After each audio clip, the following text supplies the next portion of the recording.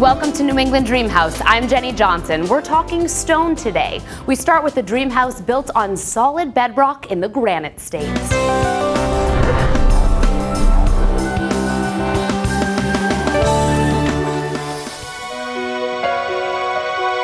Any story about this week's dream house in Meredith, New Hampshire starts and ends with the view. It stretches almost all the way around the house. You can't see any other buildings, just the trees and lakes that bring tourists to New Hampshire each year. Builder and owner Mike Brower loved this view long before he built his dream house. He lived next door for 20 years and owned the land for 10 before construction began. I'd come out here and spend many a day, evening, looking at the sunset, sunrise. He had to sell his wife Patty on the idea. I said no, just because the economy. Eventually, Patty said okay, and he got to work. Bit by bit, the house went up in just 2 years. Since they had a great vista to work with, there are porches and decks everywhere. More than 1,000 aluminum balusters make them safe. The view inspired some features you won't see in most houses. The eagle's nest is perched on the edge of a 40-foot cliff. This 30-foot tower supports it. Mike says visitors are amazed. They go out there, and usually they don't say anything at first. They're like, wow. The eagle's nest is strong enough to handle the high winds. It's also easy to get to. It's something that's totally accessible. You can get out there in a wheelchair, elderly. It's a space that I really wanted a place where anybody could see.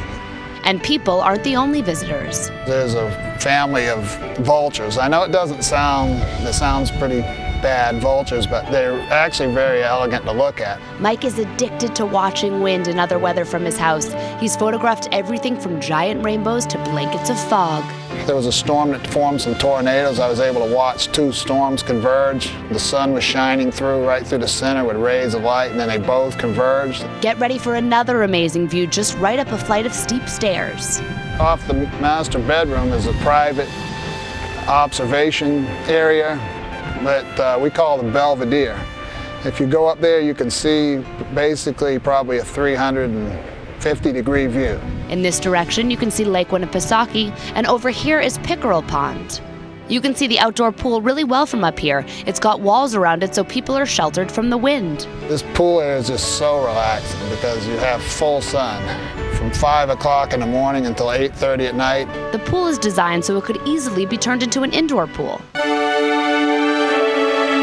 As you would expect, the inside of the house is oriented around the view. There are lots of windows. What's inside the walls is just as important. Patty has severe allergies, so Mike made the house hypoallergenic for her. I tried to make a house that was extremely tight.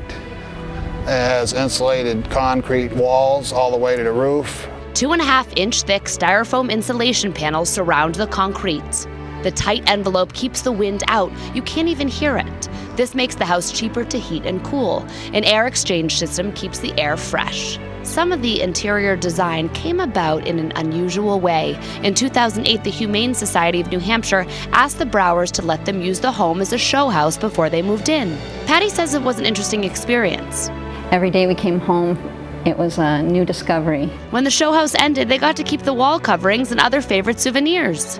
This is a cool feature designed by Christy Walsh from Wolfboro, one of the designers. It hides the utility panel and an ironing board.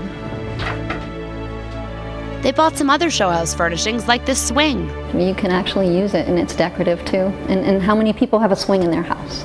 They designed the kitchen themselves. Everybody that visits likes the granite the best, and it's from a riverbed in Brazil. So every time you look at it, you see a different rock that you didn't see before.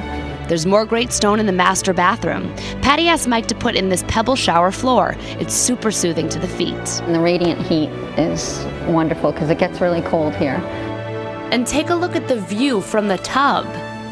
Despite how much both Mike and Patty loved the house, the downturn in the real estate market has forced them to sell it. It's really maybe too much of a house for a school teacher and a carpenter to have. But no matter what happens, they'll always be proud of their New England dream house. This is the climax of his career. This is what you can do when you put your mind to it. There's just so much view, there's so much to be seen here. Never get tired of it.